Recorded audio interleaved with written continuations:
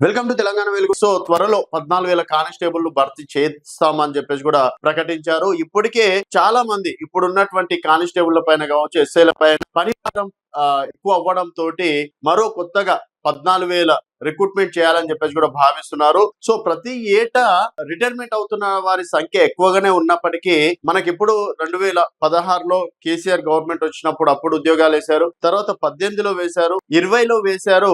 ఇప్పుడు వరకు మళ్ళీ నోటిఫికేషన్ ముచ్చటనే లేకుండా పోయింది. సో అందుకని చెప్పేసి త్వరలో ఒక దాదాపుగా 14,000 కానిస్టేబుల్ ఉద్యోగాలు వేయాలని చెప్పేసి కూడా భావిస్తున్నారు. సో గతంలో ఏడాదికి 2 లక్షల ఉద్యోగాలు భర్తీ చేస్తామని చెప్పేసి ప్రజా పాలనలో భర్తీ చేస్తామని చెప్పేసి వాళ్ళు ఇచ్చినటువంటి మేనిఫెస్టో కూడా ప్రకటించడం అనేది జరిగింది.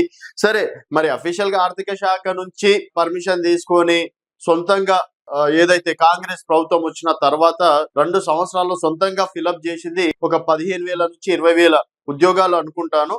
అండ్ గత ప్రభుత్వం ఏదైతే బీఆర్ఎస్ ప్రభుత్వం ఉందో అప్పుడు తర్వాత ఏదైతే నియామక పత్రాలు ఉందో దాదాపుగా 60,000 ఉద్యోగాలకి నియామక పత్రాలు అందించడం అనేది జరిగింది. సరే, 60,000 ఉద్యోగాలకు నియామక పత్రాలు ఇచ్చినప్పటికీ ఇంకా 1,40,000 ఉద్యోగాలు ఖాళీలు ఉన్నట్లు కూడా తెలుస్తుంది. మరి 1,40,000 ఉద్యోగాలు ఇప్పటికీ 2 సంవత్సరాలు కంప్లీట్ అవ్వడం తోటి మరి ఈ ఏడాది అయినా సరే ఎన్నో గవర్నమెంట్ ఉద్యోగాలు వచ్చే అవకాశాలు ఉన్నట్లు కూడా తెలుస్తుంది. అందుకని మొదటగా కానిస్టేబుల్ ఉద్యోగాలే దాదాపుగా 14,000 ఉద్యోగాలు. మరి ఇందులో ఎస్ఐ ఉద్యోగాలు ఎన్ని వేస్తారన్న దానిపైన మాత్రం ఇంకా క్లారిటీ రాలేదు. సో మార్చ్ ఆర్ ఏప్రిల్ వరకు ఈ నోటిఫికేషన్ వచ్చే అవకాశాలు ఉన్నట్లు కూడా తెలుస్తుంది.